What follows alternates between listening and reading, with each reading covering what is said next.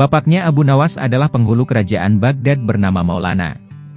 Pada suatu hari bapaknya Abu Nawas yang sudah tua itu sakit parah dan akhirnya meninggal dunia. Abu Nawas dipanggil ke istana. Ia diperintah Baginda Raja untuk mengubur jenazah bapaknya itu sebagaimana adat Syekh Maulana. Apa yang dilakukan Abu Nawas hampir tiada bedanya dengan Kadi Maulana, baik mengenai tata cara memandikan jenazah hingga mengkafani, mensyalati dan mendoakannya. Maka Sultan bermaksud mengangkat Abu Nawas menjadi Kadi atau penghulu menggantikan kedudukan bapaknya. Namun, demi mendengar rencana sang Sultan, tiba-tiba saja Abu Nawas yang cerdas itu tiba-tiba nampak berubah menjadi gila. Usai upacara pemakaman bapaknya, Abu Nawas mengambil sepotong batang pisang dan diperlakukannya seperti kuda. Ia menunggang kuda dari batang pisang itu sambil berlari-lari dari kuburan bapaknya menuju rumahnya. Orang yang melihat menjadi terheran-heran dibuatnya. Pada hari yang lain ia mengajak anak-anak kecil dalam jumlah yang cukup banyak untuk pergi ke makam bapaknya. Dan di atas makam bapaknya itu ia mengajak anak-anak bermain rebana dan bersuka cita. Kini semua orang semakin heran atas kelakuan Abu Nawas itu. Mereka menganggap Abu Nawas sudah menjadi gila karena ditinggal mati oleh bapaknya. Pada suatu hari ada beberapa orang utusan dari Sultan Harun Ar-Rasyid datang menemui Abu Nawas. "Hai Abu Nawas, kau dipanggil Sultan untuk menghadap ke istana," kata wazir utusan Sultan. "Buat apa Sultan memanggilku? Aku tidak ada keperluan dengannya," kata Abu Nawas dengan entengnya seperti tanpa beban. "Hai Abu Nawas, kau tidak boleh berkata seperti itu kepada rajamu," kata utusan raja. "Hai wazir, kau jangan banyak cakap. Cepat ambil ini kudaku ini dan mandikan di sungai supaya bersih dan segar," kata Abu Nawas sambil menyodorkan sebatang pohon pisang yang dijadikan kuda-kudaan. Si wazir hanya geleng-geleng kepala melihat kelakuan Abu Nawas. "Abu Nawas, kau mau atau tidak menghadap Sultan?" kata wazir. "Katakan kepada rajamu, aku sudah tahu." "Maka aku tidak mau," kata Abu Nawas. "Apa maksudnya Abu Nawas?" tanya wazir dengan rasa penasaran. "Sudah pergi sana, bilang saja begitu kepada rajamu," kata Abu Nawas sembari menyaruk debu dan dilempar ke arah si wazir dan teman-temannya. Si wazir segera menyingkir dari halaman rumah Abu Nawas. Mereka laporkan keadaan Abu Nawas yang seperti orang gila itu kepada Sultan Harun Ar-Rasyid. Dengan geram Sultan berkata, "Kalian bodoh semua, hanya menghadapkan Abu Nawas kemari saja tak becus. Ayo pergi sana ke rumah Abu Nawas, bawa dia kemari dengan sukarela ataupun terpaksa." Si wazir segera mengajak beberapa prajurit istana. Dan dengan paksa Abu Nawas dihadirkan di hadapan raja. Namun lagi-lagi di depan raja Abu Nawas berlagak aneh, bahkan tingkahnya ugal-ugalan tak selayaknya berada di hadapan seorang raja. Abu Nawas bersikaplah sopan, tegur Baginda. "Ya Baginda, tahukah Anda?" kata Abu Nawas. "Apa Abu Nawas?" sahut Baginda. "Baginda, terasi itu asalnya dari udang," lanjut Abu Nawas.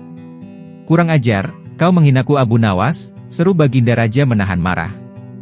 "Tidak Baginda. Siapa bilang udang berasal dari terasi?" kata Abu Nawas. Baginda merasa dilecehkan, ia naik pitam dan segera memberi perintah kepada para pengawalnya. "Hajar dia. Pukuli dia sebanyak 25 kali," perintah Baginda Raja. Abu Nawas yang kurus kering itu akhirnya lemas tak berdaya dipukuli tentara yang bertubuh kekar. Usai dipukuli Abu Nawas disuruh keluar istana. Ketika sampai di pintu gerbang kota, ia dicegat oleh penjaga. "Hai Abu Nawas, tempo hari ketika kau hendak masuk ke kota ini kita telah mengadakan perjanjian. Masa kau lupa pada janjimu itu? Jika engkau diberi hadiah oleh Baginda maka engkau berkata, akan dibagi dua. Engkau satu bagian dan aku satu bagian. Nah, sekarang mana bagianku itu?" kata sang penjaga.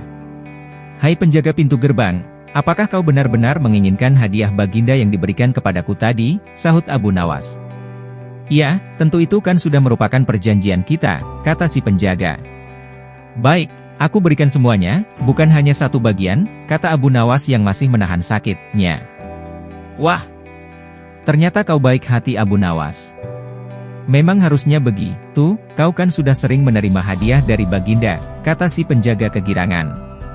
Tanpa banyak cakap Abu Nawas mengambil sebatang kayu yang agak besar lalu orang itu dipukulinya sebanyak 25 kali, tentu saja orang itu menjerit-jerit kesakitan dan menganggap Abu Nawas telah menjadi gila.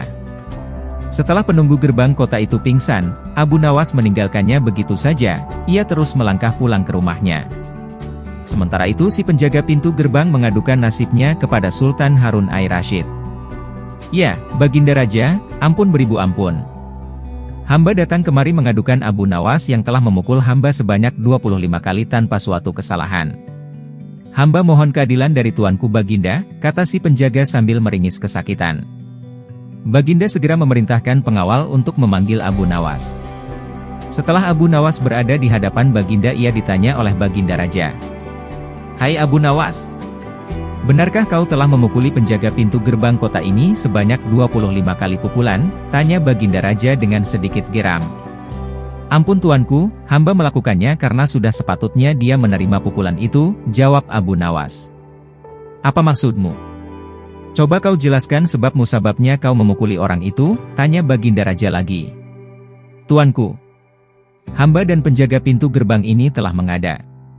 Kan perjanjian bahwa jika hamba diberi hadiah oleh Baginda maka hadiah tersebut akan dibagi dua.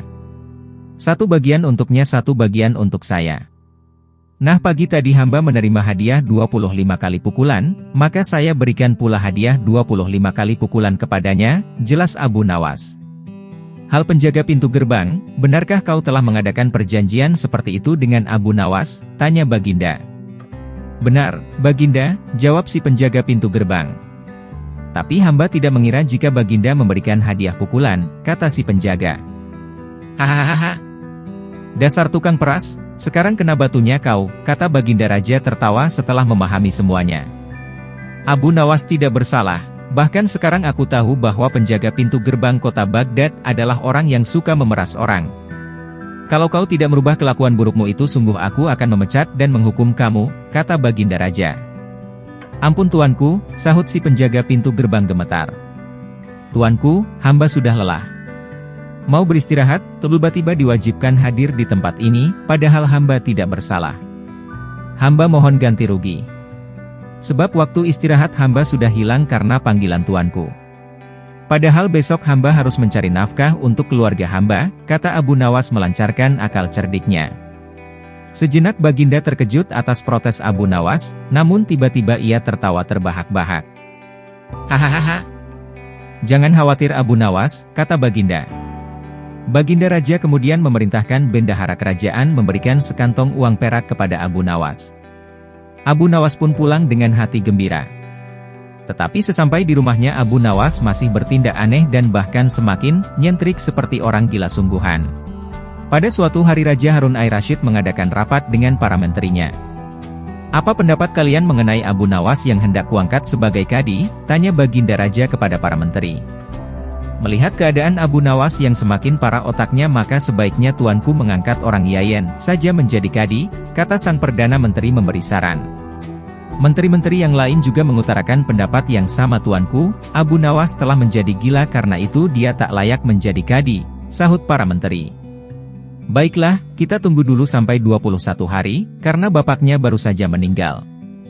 Jika tidak sembuh-sembuh juga bolehlah kita mencari kadi yang lain saja," kata Baginda Raja memutuskan. Setelah lewat 1 bulan, Abu Nawas masih dianggap gila, maka Sultan Harun al-Rasyid mengangkat orang lain menjadi kadi atau penghulu kerajaan Baghdad. Konon dalam suatu pertemuan besar ada seseorang bernama Polan yang sejak lama berambisi menjadi kadi. Lah mempengaruhi orang-orang di sekitar Baginda untuk menyetujui jika ia diangkat menjadi kadi, maka tatkala ia mengajukan dirinya menjadi kadi kepada Baginda maka dengan mudah Baginda menyetujuinya. Begitu mendengar Polan diangkat menjadi kadi maka Abu Nawas mengucapkan, "Syukur kepada Tuhan. Alhamdulillah aku telah terlepas dari balak yang mengerikan. Tapi sayang sekali kenapa harus Polan yang menjadi kadi, kenapa tidak yang lain saja?" kata Abu Nawas dalam hati. Mengapa Abu Nawas bersikap seperti orang gila? Beginilah ceritanya. Pada suatu hari ketika ayahnya sakit parah dan hendak meninggal dunia ia panggil Abu Nawas untuk menghadap. Abu Nawas pun datang mendapati bapaknya yang sudah lemah lunglai. "Hai anakku, aku sudah hampir mati. Sekarang ciumlah telinga kanan dan telinga kiriku," pinta bapaknya.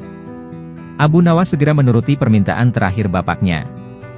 Ia cium telinga kanan bapaknya, ternyata berbau harum, sedangkan yang sebelah kiri berbau sangat busuk. Aduh Pak, sungguh mengherankan, telinga Bapak yang sebelah kanan berbau harum sekali. Tapi, yang sebelah kiri baunya amat busuk, jelas Abu Nawas. Wahai anakku Abu Nawas. Tahukah apa sebabnya hal bisa-bisa terjadi? Kata bapaknya mulai menjelaskan. Syekh Maulana, Bapak Abu Nawas mulai bercerita. Pada suatu hari datang dua orang mengadukan masalahnya kepadaku. Yang seorang aku dengarkan keluhannya. Tapi yang seorang lagi karena aku tak suka maka tak kudengar pengaduannya. Inilah resiko menjadi kadi, penghulu. Jika kelak kau suka menjadi kadi maka kau akan mengalami hal yang sama, namun jika kau tidak suka menjadi kadi maka buatlah alasan yang masuk akal agar kau tidak dipilih sebagai kadi oleh Sultan Harun al-Rasyid. Tapi tak bisa tidak Sultan Harun al-Rasyid pastilah tetap memilihmu sebagai kadi, kata bapaknya. Oleh karena itulah Abu Nawas pura-pura menjadi gila.